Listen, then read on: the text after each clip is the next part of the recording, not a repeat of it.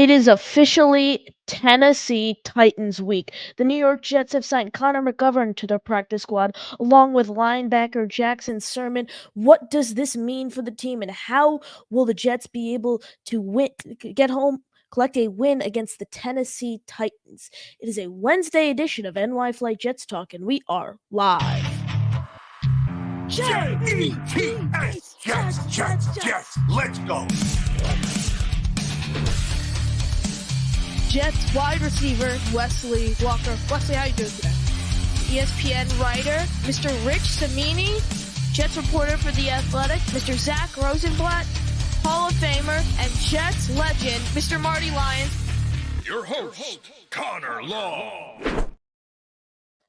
Welcome in everyone. We are here, and it is a Wednesday edition of NY Flight Jets Talk. Today, we have a very, very special episode as we are joined by Jets beat reporter for the New York Daily News, Mr. Antwan Staley. Antwan, how you doing? I'm all right. How you doing? I'm doing well, doing well. Great to have you on. Obviously, trip to San Francisco. What were your overall, before we get into the news for today, what were your overall thoughts on the game? Just as a whole, Yes. I hope people can stop talking about Super Bowl with the Jets Oh, because wow. they're not there. I mean, it's okay. I mean, I never thought they were there to begin with.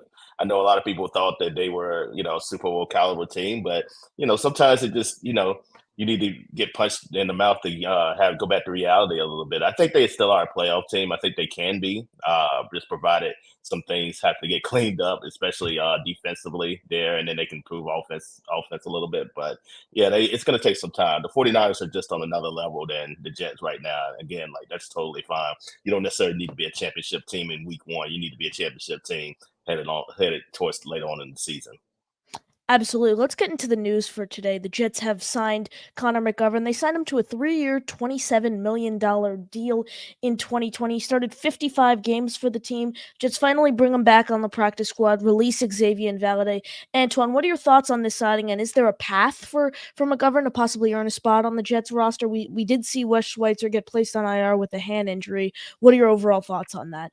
Well, yeah, I was just going to say with Schweitzer going out, I think Mm. it's good to have a backup role, especially with Schweitzer being, primarily the backup center throughout the summer. Now you need somebody that you can come in and then, pick up from that, especially considering he was the starting center for the Jets prior to him getting hurt and being lost for the season. Now you have some added depth there. Should something happen again, we've seen it with the Jets the last couple of years. They've been hurt by injuries on the offensive line. So just to have the foresight to say, you know what, let's just sign McGovern, assuming he's healthy, which I guess he is now since they signed him. And then now you can bring back a piece that they're familiar with.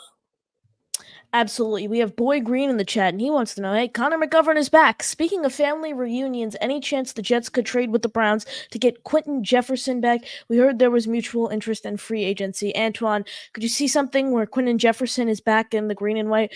Speaking of that, former Jets, we did see Justin Hardy get released the other day. I don't know. I think that ship has sailed, but in terms of Quinton Jefferson, what are your thoughts there? Probably not anytime soon. I mean, I think it's possible. I mean, I wouldn't say nothing is out of if you can think about it, nothing's out of the realm of possibility. So I definitely think maybe down the line, but I don't see that happening in the next couple of weeks at all.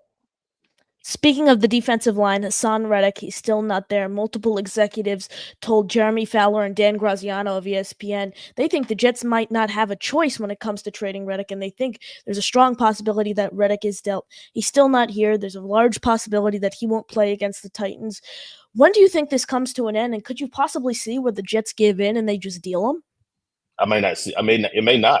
It may not come to an end. I mean, I don't honestly. I spoke to a few people. He may not play for the Jets at all. So I Jeez. mean, at this point, I mean, it seems like both sides are really dug in, and we're gonna have to see if who blinks first. But our Reddick is obviously comfortable losing money. Otherwise, like he would have reported before week one, just so he can hold on to nearly $800,000 of game checks. But he's comfortable missing out on those game checks. So I don't see this ending anytime soon. And it seems like the Jets may be hurt in the process because they really need pass rush help in the worst way, and along with also run defense as well.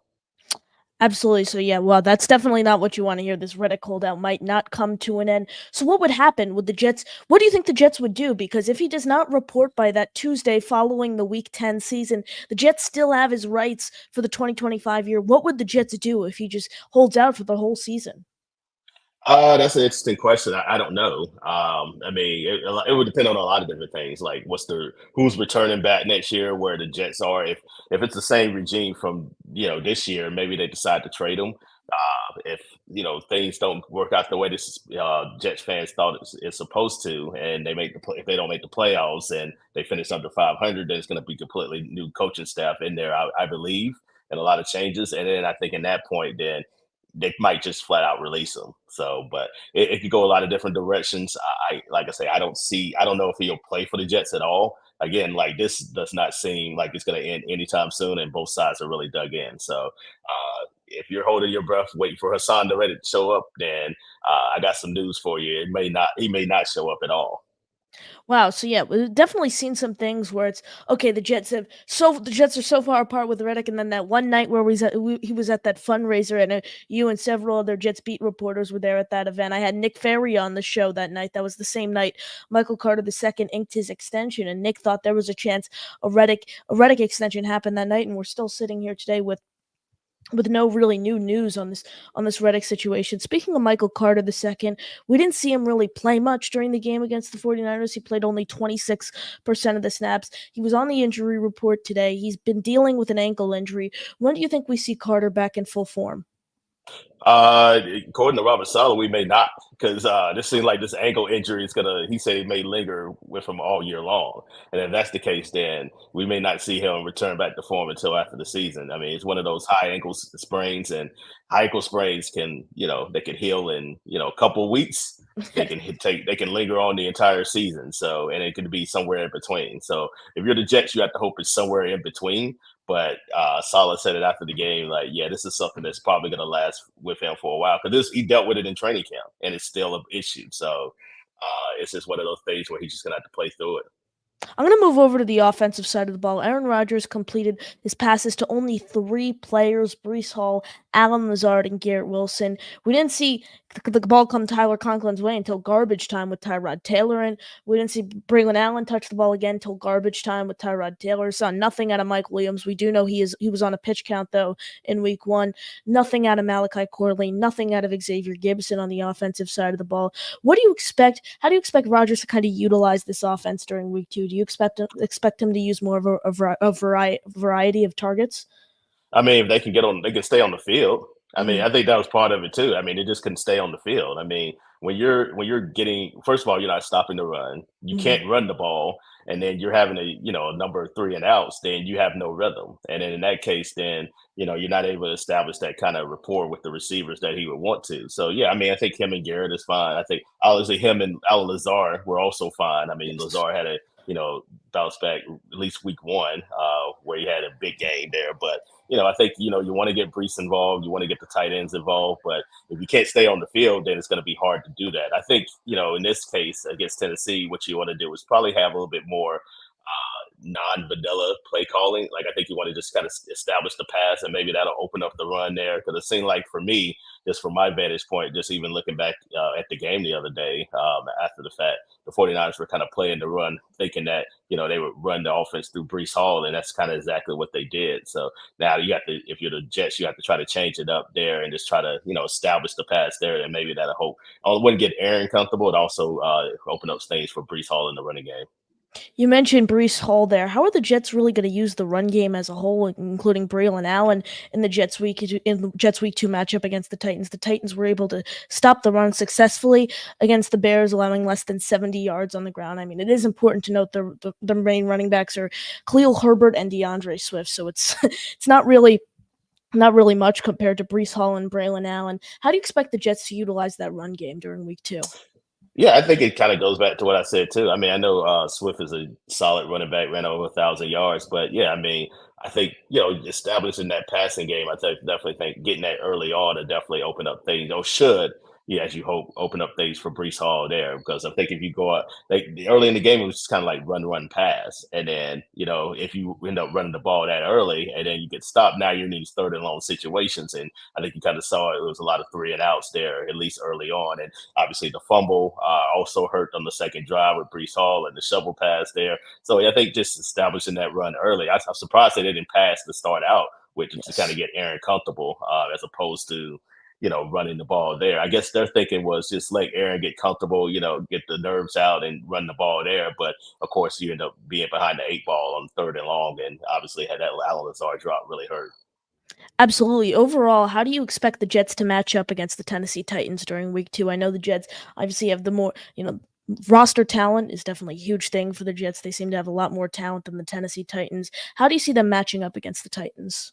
I have to look at I still have to look at the Bears game because admittedly, like yesterday was kind of a bit of a watch for me Yes. because I was tired and everything from They the red blew a eye. But 17-point lead. I'll yeah, tell I you that. did Yeah, know that. I yes. did know that. Yes, I Oh, did know that. I knew Red Levis wasn't necessarily really good there. I yes. did know they ran the ball effectively well with Tony Pollock and Mm, Spears as well. But I think from a running perspective, there, I definitely think it's going to be key to kind of slow down those holes and then limit the holes that you have on the running game too. I think just looking at the 49ers game, and of course it's different personnel. The 49ers are, a championship contender, but some of the holes that they were running through, it was just, large, just huge. Like you really don't see that a lot in the NFL, as opposed to maybe college football and high school there. But yeah, I think just, slowing down the running lanes there. I think they did a little bit better job in the second half, but I also felt like they got tired in the end too, especially being on the field long as they were. So, eliminating the running holes there, getting some pressure on the quarterback there.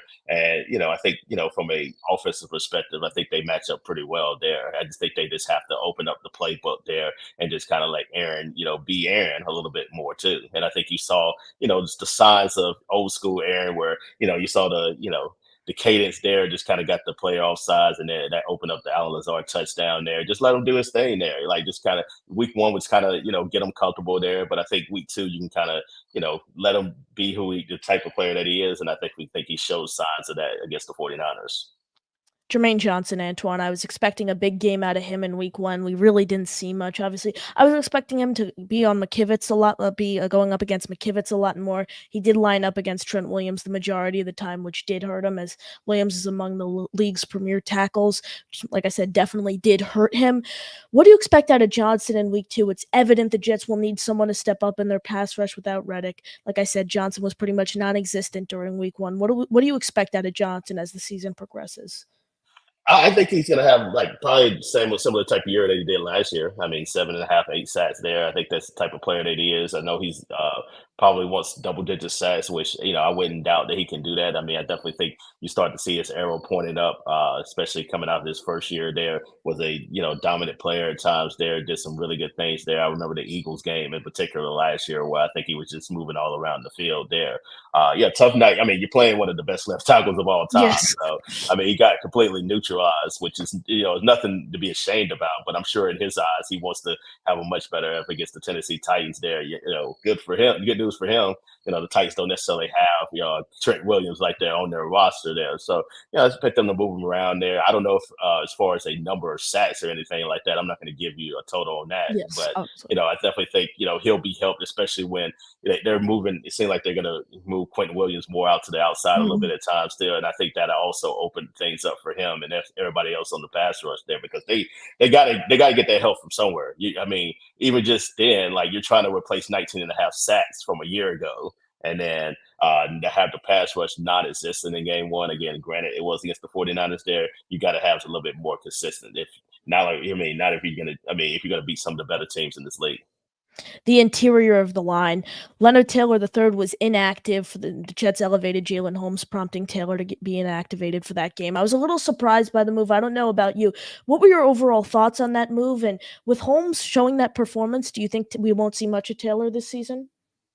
I think it just going to depend on like matchups. I mean, everything is about matchups and styles, and Mm, I wouldn't be surprised, especially considering how poor they were in run defense last week, and then how good the Titans ran the football, especially with Pollard there as well. And then you got the Patriots coming up as well. Like I imagine he'll probably play some, probably the next couple of weeks there. It's just my guess. It's just educated guess there because they need all the help they can get trying to stop the run. Obviously, it was a problem last year. It seems like it's even more of an issue this year there when you don't have a Quinton Jefferson. Obviously, not having John Fletcher Myers really hurts them because he has the ability to play it on the inside and outside there. So who's going to be that guy? I know they really like Michael Clemens to be that player, but you know, I haven't seen signs that he can do that on a consistent basis. So you need somebody that can, be a force in the middle. And I think Taylor has the potential to do that. Absolutely. Everyone smash that like button. Make sure you are subscribed to the channel. And we actually have 3 new channel members during this show. So let's give a shout out to all of them. Patrick Colucci became a channel member. Patrick, we greatly appreciate the support. Let's see. Who else do we have? Max Guto has become a channel member. Max, we appreciate it. And our newest channel member, Brandon Bradshaw. We greatly appreciate it. Everyone, smash that like button and make sure you are subscribed to the channel. We greatly appreciate all the support. And Antwan, I completely understand what you're saying there. When do you think it is time, though, for Jet fans to panic? I know a lot of Jet fans are getting over their heels. Oh my God, they lost to the 49ers. When do you think it is time for Jet fans to panic?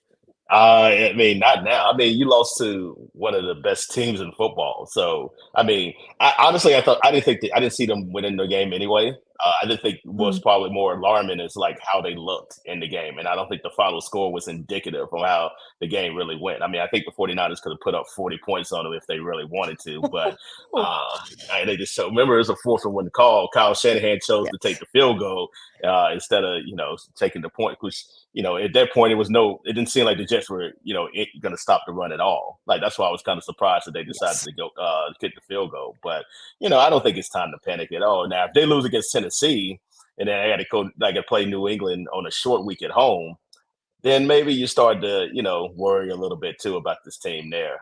This is a game you got to have as an AFC opponent there. You definitely want to have this in terms of tiebreakers there. Not to say it's going to be tiebreakers with the Tennessee Titans, but just in the conference as a whole, you definitely want to make sure this is a game you need to win because otherwise 0-2. It's not really a death sentence, but it's hard. It's hard for teams to kind of come back for that, especially considering the Jets' schedule later on in the season. The Jets have an easier stretch of games coming up with the Titans, Patriots, Broncos, Vikings, Bills, Steelers, Patriots again, and then the Texans on Halloween on Thursday Night Football. That's definitely among one of the tougher matchups on the Jets' schedule. What do you think the Jets' record is going to look like over that span? You really put me on the spot here. Like I mean, how many games? Hold on. I'm trying to think of how many games it is. So Titans? I guess we have to go through it one about. I'll say they beat the Titans. I'll say they beat the Titans, Patriots, and Broncos. Okay. I'll say that. Titans, so Patriots, then 3-1 Broncos. in that case. 3-1 at that point. 3-1 heading to London. That's what it. Wait, no, 2-1 heading into London.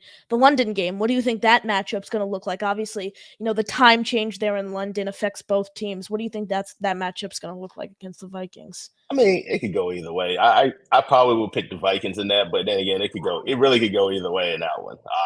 But then again, if you lose that one, then you got the Bills and the Steelers coming up, they're not going to be easy either. And then you mentioned the Texans too as well, and the game sandwiched in between the Patriots game. So in that case, I mean, I think you're looking at probably maybe 5 wins heading into November in that case, and I picked them to go 9-8. Now, I'm probably one of the few people that did not pick them to make the playoffs this year out of the beat. Yeah, so we'll see how that goes. I'm sure I'm not a popular person for that, but I think it's going to be a roller coaster ride. I think they're going to be, going to have some games where they look really good, and then they're going to have some games where they don't look as good, kind of what you saw against the 49ers. So yeah, I definitely think it's going to be, especially when you have Aaron. He hasn't played. This Monday was his first game in his full game in 20 months. So you have to expect that he's going to have a little bit of rustiness too, and I think we kind of saw that as well on the field. The best the Jets have ever gone inside their division in one season is 4-2. They've never gone better than 4-2 with interdivision play. They play each team in their division 2 times a year, 6 times total. Could you see possibly something? I know you said you only think they'll win 9 games, but something where you could break franchise history there by going 5-1 for the first time inside the division. You assume possibly sweep the Patriots and then split with one of either the Bills or the Dolphins. Could you see any world where that happens? Can I see it? Yeah, I think it's possible. I don't think it's likely, but I think it's possible. I think the Bills and Dolphins are two teams that are playoff. Where obviously they've made the playoffs the last couple of years, so it's Yes. going to be tough to do that.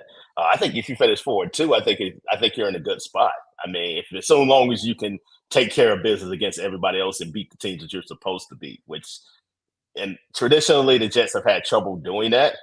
But I definitely think that 5-1 that would be a perfect case. That would be a great scenario for the Jets if they were able to do that. But I think 4-2 is probably more the likely scenario. And don't sleep on the Patriots too either, because rivalry games you kind of throw out the window. They're not saying they're going to beat New England. I mean, New England's going to beat them because I don't think so. I think the Jets are a mature enough team in order to be able to take care of business and sweep the Patriots. But as we saw against the Bengals, I mean, the Patriots, have a good defense still. Ramondre Stevenson can run the football there as well. And, we'll have to see if the Jets can truly get that run defense under control this week. I know you mentioned you think the Jets will go 9-8, and you said you were one of the only guys on the beat who doesn't have them I making. think so. I think so. Yeah, I hadn't asked, but I think everybody has them like at 10 wins for the most part. Yes. What do you think the ceiling is for this Jets team? Your realistic predictions 9-8. What do you think the best this Jets team can achieve? In terms of like, record wise or just Record goals in wise and how general. far they can make it to the playoffs. I think they can. I think they're anywhere can finish anywhere from 8 to 11 wins, and I wouldn't necessarily be surprised, to be honest with Okay. you. And yeah, I think they could possibly win the division if all things go correctly. And I think winning a playoff game or maybe two, best case scenario. There, I think the Chiefs are just so tough. And then the Yes. Texans look really good as well. Again, we'll have to see how health plays a role in all of this because that's obviously a big factor for all teams there. But yeah, I think they can win a playoff game and win the division, and I think people will be satisfied with that. Let's get into some questions here in the chat before we wrap. Boy Green again. I think you can say the same thing the other way. Brees Hall fumble, Lazard drop third down. Past Jets game could have gone the other way too. Antwan, what do you think needed to happen for the Jets to win that game? Stop the run, like, Yeah, and stay on the field. That's basically how it is. I mean, I know it was 6 for 10 with third downs, but it seemed like they were going three and out. exactly. Yes. Those ones that they didn't stay on the field, it was just three and out, three and out. Like Mhm. you got to be able to stay on the field. I just think San Francisco is a better team. I mean, again, there's nothing wrong, no shame in saying that. I mean, they're the Super Bowl runner up. I mean, Yeah. again, like it's no shame in saying that. I just thought the game would be a lot closer than what it was. Absolutely. I was expecting my prediction was way off. I said 23-20 Jets, and that obviously was not the outcome. It was, a lot worse than that. The Jets defense allowed 32 points. I want to bring up the Jets defense again from that performance. Do you think, it's more encouraging that the offense had a better performance in week one rather the defense? Because Jet fans know what this defense can achieve. A lot of the question marks were around the offensive side of the ball. Do you think it's a better thing that the offense showed shine rather the defense? No, not at Oh, all, wow. not at all. Because as good as their defense has been, and look again, you lose like they've lost games in the past, but their defense hadn't looked this bad. I mean, I think it did. I think it did kind of in Cleveland last year. I mean, at least in that first half, they kind of just ran into a buzzsaw there. But considering the circumstances where they were already eliminated, it was a short week there in Cleveland, and then the Browns were just able to kind of run wild and do whatever they wanted to against them. This is a situation where you had months to prepare. You know who you're playing. You know it's not going to be a short week. You know the 49ers personnel. You know Kyle Shanahan and what he likes to do as far as Robert Saleh and the coaching staff, and just to get out physical and out man like that.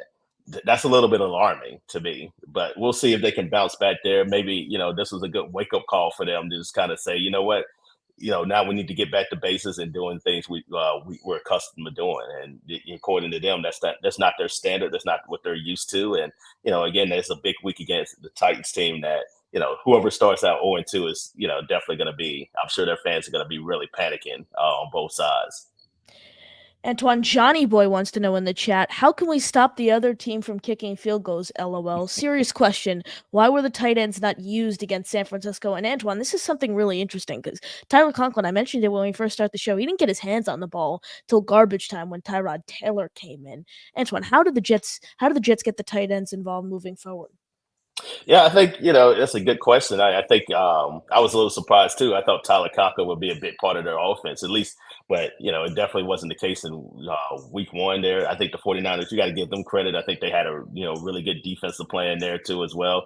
And then again, like they wasn't able to stay on the field a lot too. I mean, I feel like getting more pass plays early on, and then maybe getting Tyler Conklin a little bit of ball, just getting creative, in the passing game, whether you talk about Aaron Rodgers calling plays or Nathaniel Hackett too as well. Just getting that passing game a little bit going too, and just getting Aaron a little bit some rhythm throws there, short yardage plays to out routes to Kyler Conklin or Jeremy Rucker or things of that nature too. So yeah, I was definitely surprised the tight ends were not utilized the way they're supposed to. But again, I don't think the passing game was hit on mark the way that they anticipated anyway. I mean, they only stayed on the field 21 minutes Yes. out of 60. So I don't think I think it's always going to be somebody that's unhappy when you only stay on the field 21 minutes offensively. Absolutely. We have a few fun ones here from Boy Green before we wrap. Hey, Antwan, you bring a lot of chutzpah to the beat with your fashion/hat choices. How many hats do you have, and is there any rhythm or rhyme to reason to why you choose which hat on any given day?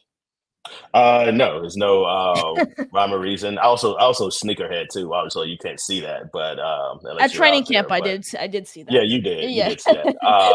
But no, I just it's just kind of when I'm feeling at the time. Sometimes I just wake up and just decide to put a hat on just based on what I'm wearing. So it's kind of a boring answer, but that's the right answer. Another fun one from Boy Green. Antwan, it's clear you've taken Connor under your wing in this business, which I do greatly appreciate, Antwan. I cannot thank you enough for everything you've done, which is super cool. Will you also start advising him on his wardrobe moving forward? No, you do your own thing. Like, yeah, everybody has their own flavor of things too, as well. Just like everybody, all the beat writers kind of have their own flavor on doing things too, as far as wardrobe and things of that nature too. I mean, Connor Hughes wears his suits there Yeah. before the games there, but yeah, he does TV, so I definitely understand that. Like, I rarely wear like a suit and tie. Although when I do TV, like typically when we're down in Miami or Buffalo, they'll have me on doing TV. I may wear like a suit or shirt and tie. Let's see. We got one final one here. Question for Antwan. What Jets road game are you looking most forward to and why this season?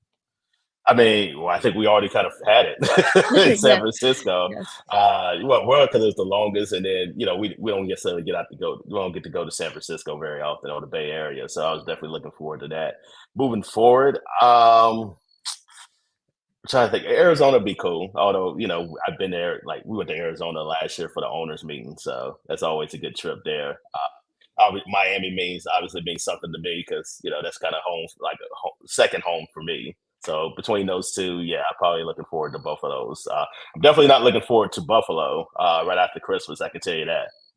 Yeah, Antoine, I know you're a big chicken wing guy. You mentioned Arizona there. I don't know how you are with food reviews, but they did release a cotton candy burrito, I think it is. Are we going to get an Antwan Staley food review on the cotton candy burrito? Uh, prob- uh Probably not. Ah, I don't want to. I thought about. I might depends on what kind of mood I'm in, but I really don't want to. I really don't want to die on site at the game. So especially since I have to work, so I don't think that would be a good thing.